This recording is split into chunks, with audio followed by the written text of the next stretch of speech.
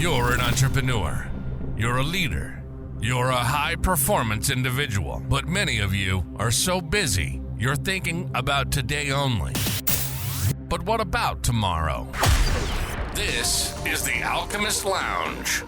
We focus in like a laser beam on exploring the art of transformational leadership, company culture, and the alchemical elements of creating and managing healthy and thriving organizations. This is a forum for leaders to hear cutting-edge perspectives, learn how to evolve yourself, and build thriving and sustainable leadership habits and businesses that stand the test of time. Get ready to learn from one of the best, the Alchemist Lounge, with your host, Alex Atwood. Adam, welcome to the Alchemist Lounge. It's nice to be here. Thanks for having me. Absolutely. It's so great to have you here. And this is almost a continuation of a conversation that we had that wasn't recorded for a podcast, but I had published an article around. So I'm so excited to be able to have you live on the show and talk through your philosophy around leadership and walk us through our journey. So I'm eager to learn about the path that led you to the CEO, being the CEO of this hospitality brand, Modus Hotels. Can you walk us through the key moments in your journey and how they shaped your perspective in the hospitality industry? Sure. I think for me, it is when I started after graduate school, I worked for Marriott, right? And that was a really good move for someone who wants to be in the hospitality space because very few companies have the resources to train people, right? And so if you start small, that's, it's great working at a smaller company, but it's also really good to start working at a bigger company because there's just so many more people that you can learn from. And, the bar was set pretty high. Starting at Marriott kind of put me on the path. And then I think the best move I made at Marriott was I took sort of a lateral or almost like a demotion. From a financial perspective, it wasn't a promotion. And that put me on the international path. So for 5 years at Marriott, I only did stuff outside the United States. And at Marriott, the international group was like its own separate animal. This was 15 years ago. So it was before it kind of really got integrated within the organization. It was a much more like entrepreneurial kind of group within a much larger organization. So taking that opened up like a whole bunch of breadth of opportunity for me because, traditionally Marriott, especially in North America, kind of siloed, you do your thing. But the international group, because it wasn't as structured at that time, was kind of figure stuff out and use resources just to figure stuff out. So that really kind of, I feel, was the best move that helped like kind of springboard my career because it just opened me up to so many more opportunities to work on different things and to meet a whole bunch of really, really great people. So, so that like to me was kind of like the springboard for me. And then after a certain period of time, I realized that to really make an impact and to do the things that I was trying to accomplish both personally and professionally was to go to a smaller organization. Made sense because I felt like I was ready to kind of take the next step. And so I worked at a family office as a CFO of a family office who owned and managed all different real estate types, right? We had residential, we had commercial, but primarily we were focused on hospitality.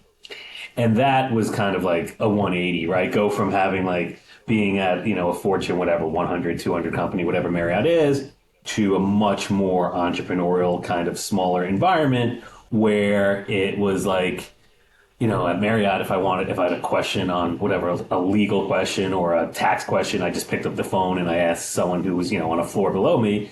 Now it was more like, okay, do I want to spend $800 an hour to ask this question, right? To an outside lawyer or whomever.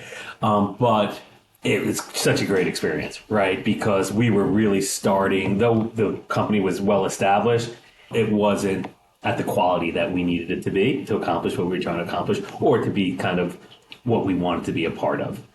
And so I was there in that family office for about 10 years also. And over time, the pandemic happened, and that was the opportunity for me to kind of step into the CEO role. Effectively, my partner, he was looking to do something different, and that was an opportunity. The pandemic, it was horrible, but this adverse situations also create opportunities. And I think for Modus, and for me personally, that created an opportunity. And so fast forward, pandemic happens. I'm the CEO of Modus. We managed through the pandemic. We managed through it because of, the resiliency of the team that we put together. And then, and so realized that it's great to be in a small organization, but there's like a happy medium between being in a small organization, but also being in a medium-sized organization that has financial resources and other resources that you really need to accomplish like a growth plan so that you can keep those people that the employees that you've spent so much time and creating opportunities for them, wound up selling the business and joining PM Hotel Group as their CEO of kind of their lifestyle team. And so that's kind of the path that has brought me to today. And really, I feel unbelievably fortunate, blessed, and lucky that I've had this really phenomenal career.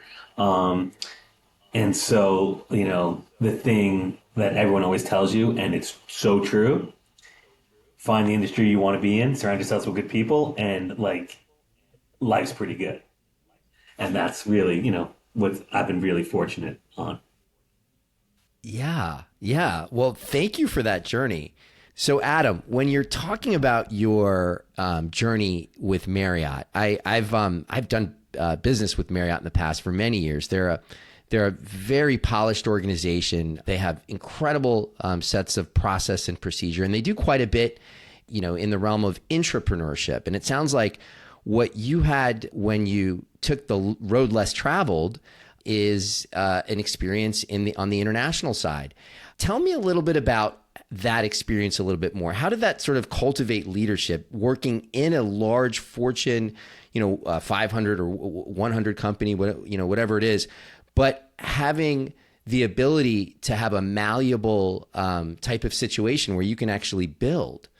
Yeah, so I think that the thing that really helped in my success in the international side at Marriott is I like focusing on relationship building, right? And at all these big companies and small companies too, but building relationships is like paramount to success. And at Marriott, because it was so decentralized and you're dealing with different cultures and people and languages and all that good stuff, that focus on relationships is even that much more important.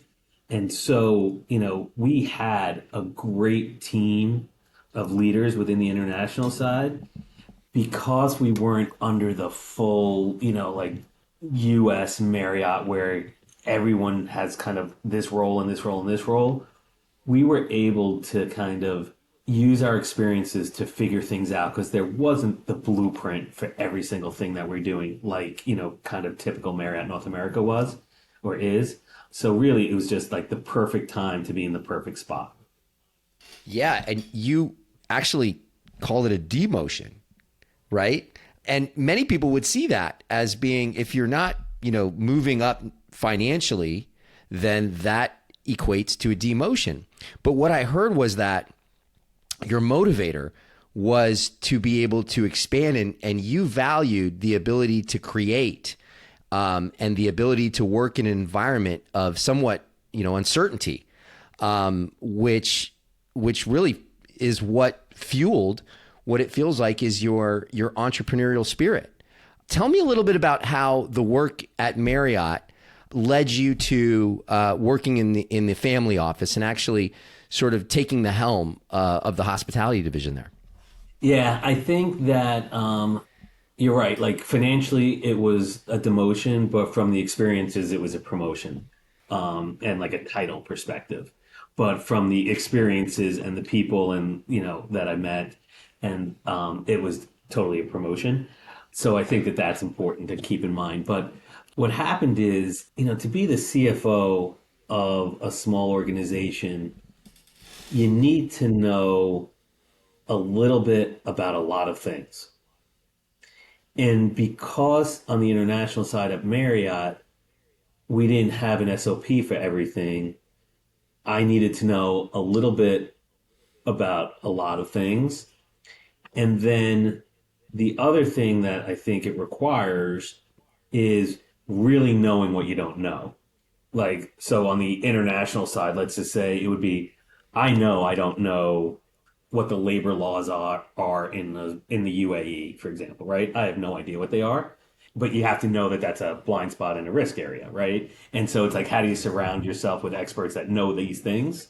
And it's the same thing when you go to like when I went to the family office, right? Like I understand how hotels operate, I understand P&Ls, I understand a whole bunch of things, but I also knew that there were blind spots because like when you work for a family office, taxes become really important, right? The tax positions of each investment and all that good stuff. Where when you work at Marriott, you're really focused on earnings per share, right? And so the tax piece isn't as much of a focus because you have a tax department that deals with that, right? So it's kind of knowing what you don't know is always going to be kind of important, and that really helped in kind of elevating me at the family office. Yeah. So identifying blind spots is something that all entrepreneurs need to do. Like you need to understand that there's things that you don't know that you don't know. And in order to be able to uncover that, an environment of uncertainty allows for that.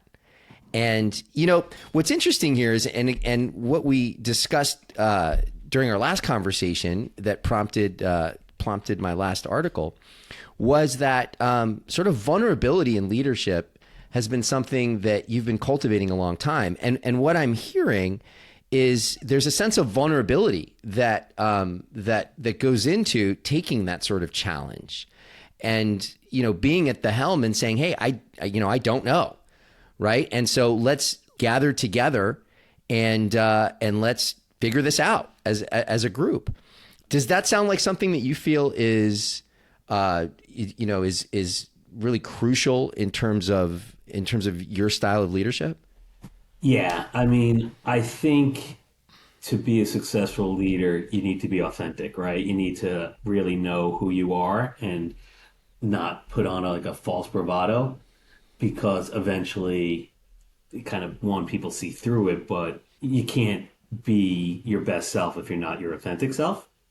And being a CEO requires so much breadth and just experience.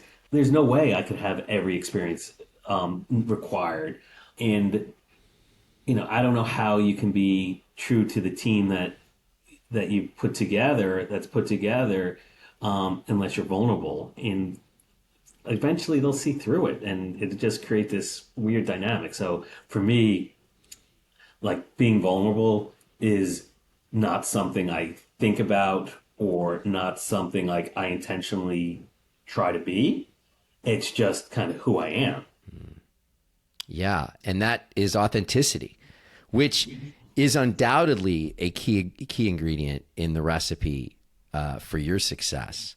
So I'm curious, how can you share how it influences like attracting and retaining talent, specifically in hospitality, which is an industry that is having quite a resurgence here after the pandemic, and at the same time, it's just heavily impacted by staffing shortages and talent shortfalls. So how does this philosophy influence how you're attracting talent to Modus? Yeah, that's a good question, because it is this like weird dichotomy, right? Like the business has really come back strong, but we can't, for a variety of reasons, we can't fill all the positions we need to fill, right? Yeah, I think part of being vulnerable and part of the way I think about kind of leading the teams is my role is not to have all the answers, right? My role is to make sure obstacles are removed for my team so my team can do their jobs, right? I'm here to try to make them better, right? And to try to give them what they need to be successful. And so I think you need to be vulnerable to um, acknowledge as a CEO that you're not going to have all the answers. And one of the key drivers of the organization's success is making sure you have the right people who have the right tools and right thought processes to do their jobs. And so I'm here to try to like do that rather than them here to try to like please me. I'm here to kind of help them and make them better. So you're creating a condition where others are able to thrive. So you're actually setting the conditions through authenticity that allows others to thrive. Are you finding that as being a key element in terms of the way that your internal teams are working together? And are there any sort of like real life examples of where you can see this leadership style in action? Oh yeah, I mean, well, first of all, I think creating like a collaborative environment is like in my like way of thinking, I couldn't be successful unless I had a total collaborative environment because I don't know enough. I don't have all the experiences required to know the answer to everything. There's just too much stuff out there, right? But I think that in terms of like real life examples, I think it comes back to like knowing what the values of the organization are and making sure that you're living to the values of the organization, right? I mean, because your culture is really driven by your values, right? Your behaviors and your values are kind of what creates your culture. And for us, like, real world examples, a lot of it comes like a lot of issues. It comes down to people, right? So like real world example is, okay, COVID hits. We know we have to furlough and change what staffing looks like. It's like, how do you do that in a way that fosters, that's kind of aligned with your culture, right? So a lot of cultures are based on communication, right? And how you communicate. And so it's like, okay, let's be really intentional with our communication. Let's do it sooner rather than later. And so it's not, because in the hotel space, COVID hits, hotels are closing or doing whatever. The staff has no idea if they're going to be employed in a couple of weeks or not, or in a couple of days or in a couple of hours. I mean, revenues went to 0%. And so, I mean, I think that the way you handle employee matters really has a lot to do with kind of how vulnerable you want to be and your culture. So that's like one example. Another example is, we've had people that are really good performers from a financial perspective, but but their behaviors don't align with with the company's values. How do you deal with that, right? Unfortunately, like real world examples, you have to make a difficult decision. If people don't align with your values, you have to try to develop them. You have to give them the opportunity, but then eventually you have to, let them go. And you have to be really intentional about how you do that and how it's all communicated. And so I think those are like kind of real world examples of leading with like vulnerability and intentionality. Yeah. There's a lot of integrity in what you're saying. Even from your first decision to move away from what could potentially be a more lucrative role in terms of financially, moving to a role that allowed for more space in the ability to create. And so in how you run your existing hotel, values are clearly important. And what I'm hearing is that you're cultivating a deep sense of trust and loyalty amongst the team members when you not only create a culture that is open, transparent, and has that sense of vulnerability, but you actually put that to work in action. When some business leaders might hear that, hey, somebody who's extremely productive in the sense of, potentially revenue generation or, maybe in sales or something like that, but just doesn't fit or doesn't adhere to the values and the culture of the business, well, that's something that is for lack of a better word, more important in terms of who the company is or who the organization is, right? Like what do they stand for? The reality is that, like, how do you stand in front of the organization and say you're a values-driven organization if you don't walk the walk, right? And it like, if you say one thing and your behaviors are something different, it like creates distrust, right? And so it actually has like the negative. Not only are you not doing what you say you're going to do, but it has a really negative impact. One, and then two is, I don't want to be part of an organization, and most of the colleagues here don't want to be part of an organization that you can't trust the leadership, right? And so how do I retain the team and develop the team and focus on the team if financial performance is the number one objective? I've said this to you before, right, in our last meeting. Like, to me, financial performance is an outcome of doing all the right things and building your culture and, focusing on the priorities. Like, if you're doing the right things, and I think that in the hospitality space, if you're focused on the inputs, the output being the profit will be there, right? Most of the time. And so, like, I don't like putting, like, I think it's really hard to like say, hey, what is our number one objective? It's kind of, it's weird. It's weird. Like in B school, like, right, what's the number one objective of an organization? Create shareholder value, right? That was like the off the shelf answer. That's like to me, like, that's like an outcome. Like, like what we can control is all the inputs, right? Which is, really focusing on the team and the culture of the organization. All that other stuff will come. So when you talk about authentic leadership in terms of trust and loyalty with the employees, I'm curious, how does that authentic leadership also cultivate a sense of trust in your guests?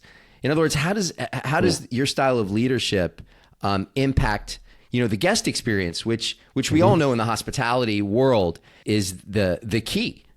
Yeah. So I think several ways. One is, I think when you're a vulnerable leader, your colleagues feel more empowered because it's not like they're looking to the leader for all the answers. And I think, if you're not vulnerable, people are going to look to you to think you have all the answers because you're going to pretend you do.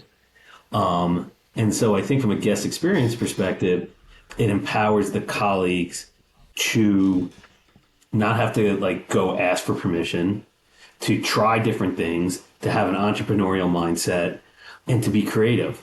And all those, those are the things that you need to really create a unique experience, right? Because having a nice hotel, right, the physical, having a nice lobby and having a nice, pool area, that's all great for helping create experience.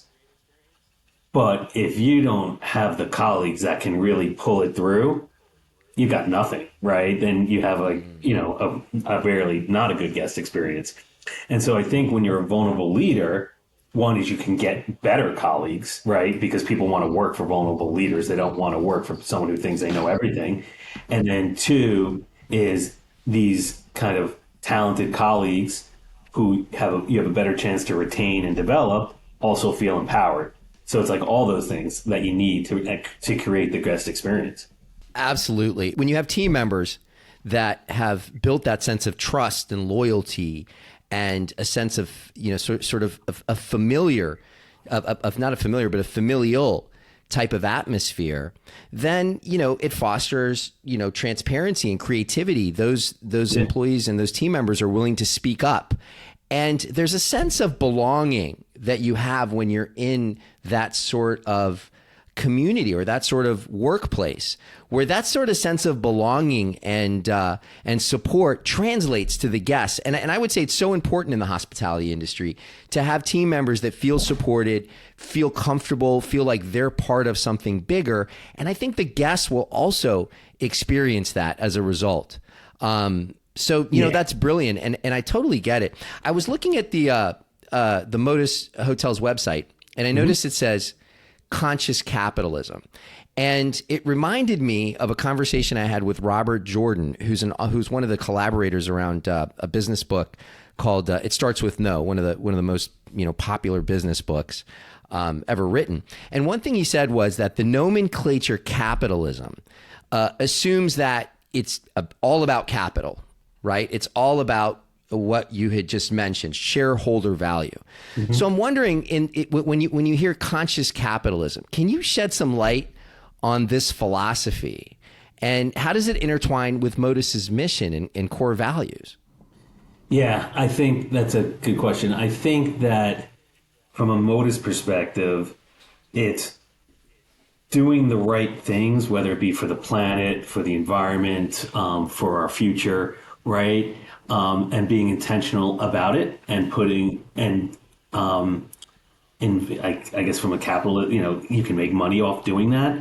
But I think that from a Modus perspective, it's a little bit more like live to our values, be intentional about that, and the financial rewards for both the owners of our properties and for yourself personally, those returns will come.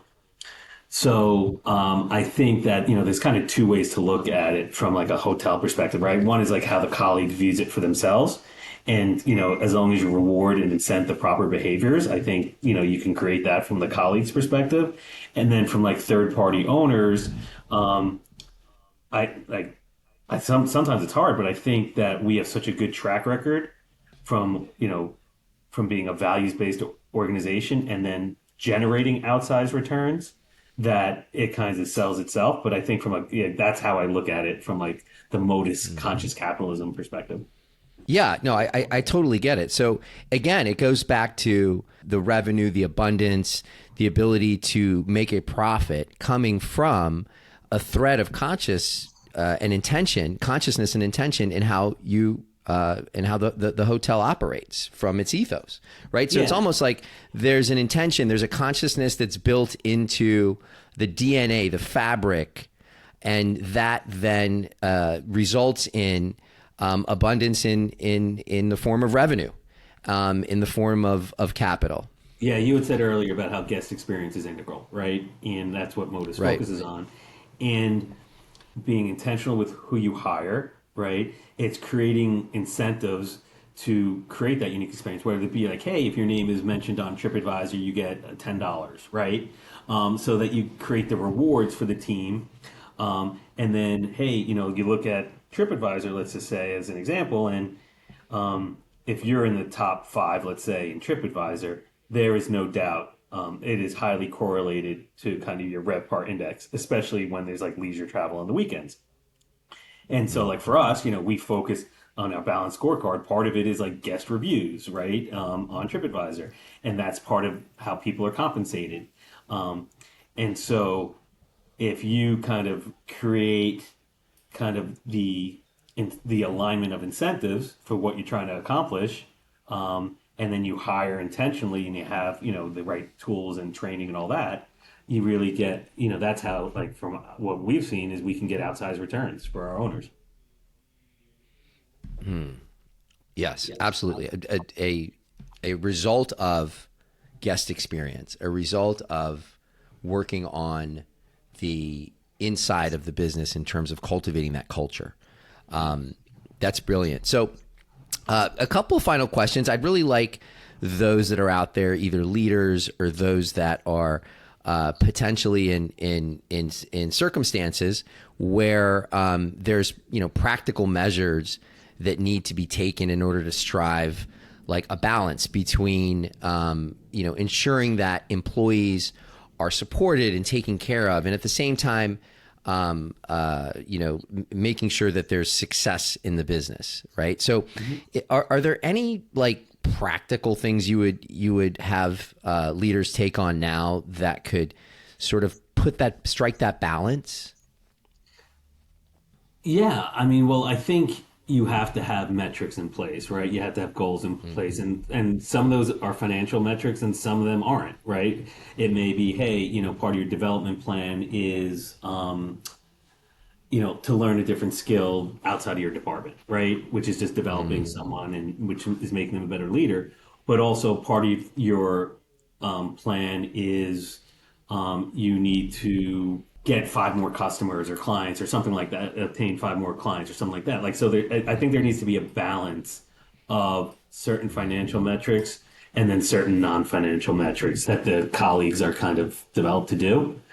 So I think that's it's a balance, because if you're gonna incent someone or develop someone's development plan have all financial metrics, you're not going to be able to retain them. I don't think, and you're not going to get the best out of them. It's not going to be the right outcome. And then if you have people without any financial metrics in the development plan, that's a recipe for disaster also, because at the end of the day, we're trying to our end goal is to make money for our owners. So, Adam, what you're telling me is, really, it's reflective of just how important it is to be able to track and measure not just the profitability and revenue and financials, but also to be able to track and measure, in a way, the culture of the business, the openness of the business, the positive quotient that people feel when they work in the company. And I actually just started a book called Positive Intelligence, which takes the positive quotient, in other words, how much of your time is spent in a positive mindset versus a mindset of scarcity. And a lot of the times in that sort of capitalistic revenue-driven model, it really does drive the sense of fear and anxiety. Am I going to hit my number, right? So not keeping that sort of measurable, trackable, and commitment to ensuring that the health of and well-being of the team is present in all your meetings. Not having that is really missing a key element of, I think, what you drive in terms of your leadership, and as a result, what Modus Hotels brings to the table in terms of how they how they relate to their workers and their guests. The final question that I really had was for other, hotel leaders, for other people out there that are navigating in this, current landscape with staffing shortages and massive demand and all of that. For those, aiming to make like a positive impact and create successful and sustainable hotel brands, what are some key nuggets of wisdom that you could pass along that they could use? Yeah, I mean, it's like a lot of businesses, but hotels have a lot of staff, so it's all about the people. I mean, it's always going to be all about the team that's put together, and retaining and developing and motivating the team. That's probably true in 90% of businesses. So I don't know if it's only true to hotels, right? But the hotels is what I know. But the number one thing, Baron Hilton said it's like location, location, location, right? Like, it's people, people, people. Maybe it's Conrad Hilton who said it. One of the two said it. But it's not location, location, location. It's the people, the people, the people, because a great experience outweighs a better location every day of the week. And so, like, my thing, like, it's about the people, from like hiring people that align with the organizational values and objectives. Like, are just paramount, because it's like your best recruitment strategy is retaining the team that you have is the best, and if you're constantly churning, really you got to look at yourself in the mirror and be like, what is going on, because it's like a loser all the way around. So yeah, I think that's like the nuggets that I would, if I had to tell myself 20 years ago, like kind of what to focus on, it's that. It's all about the people. And the guests are also people.